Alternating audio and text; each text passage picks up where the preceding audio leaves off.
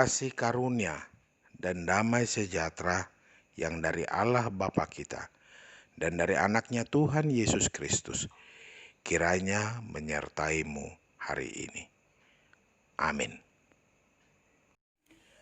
Jemaat Tuhan yang terkasih, kita kembali bersyukur atas hari baru yang Tuhan beri kepada kita. Pada hari ini Selasa 13 Oktober 2020, kita kembali disapa oleh firman Tuhan dari kitab Kisah Para Rasul, pasal 20 ayat 10. Tetapi Paulus turun ke bawah. Ia merebahkan diri ke atas orang muda itu, mendekapnya dan berkata, "Jangan ribut, sebab ia masih hidup." Demikian firman Tuhan. Jemaat Tuhan yang terkasih, apa yang sering kali dirasakan ketika kehidupan tidak berjalan sesuai dengan yang direncanakan? Marah, kecewa, panik, tetap setia menjalani kehidupan, menjadi pribadi yang lebih unggul dan dewasa. Ketika kita memiliki niat tulus, maka situasi apapun yang dihadapi akan dijalani dengan sukacita. Dalam perikop Kisah Para Rasul 20, kita membaca setelah keributan di Efesus reda, Paulus melanjutkan perjalanan ke Makedonia. Niatnya tulus untuk menguatkan saudara seimannya agar tetap teguh dalam Tuhan. Ketika hendak berangkat ke Syria, Paulus merasa bahwa orang-orang Yahudi hendak membunuhnya.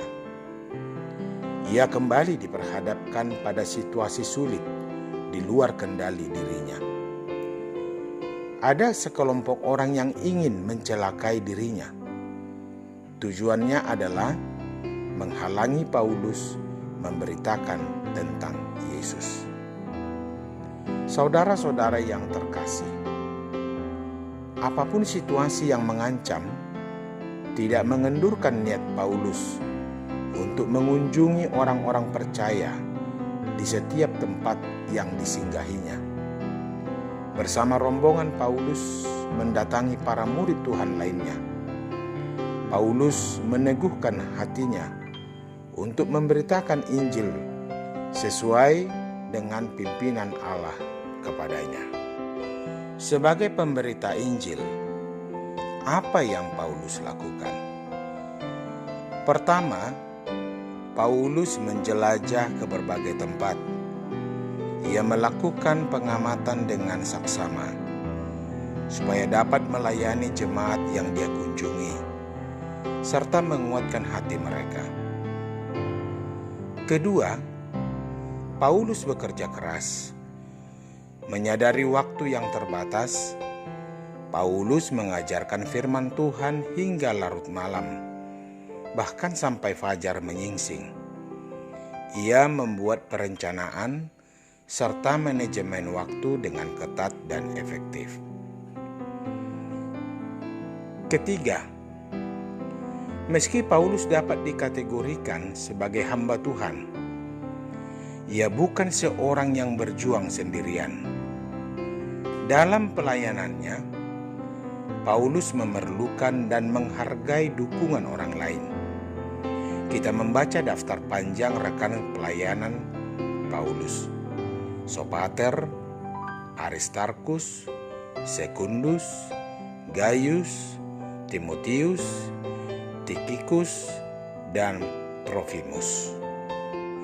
Keempat, secara khusus pada nas kita ini ayat 10 mencatat mujizat melalui pelayanan Paulus. Ia membangkitkan orang mati. Di Troas ada kejadian di mana Etikus yang mendengarkan pengajaran dari Paulus sempat terjatuh dari jendela karena rasa kantuk. Melihat kejadian itu, Paulus segera menolong menghidupkan kembali pemuda tersebut.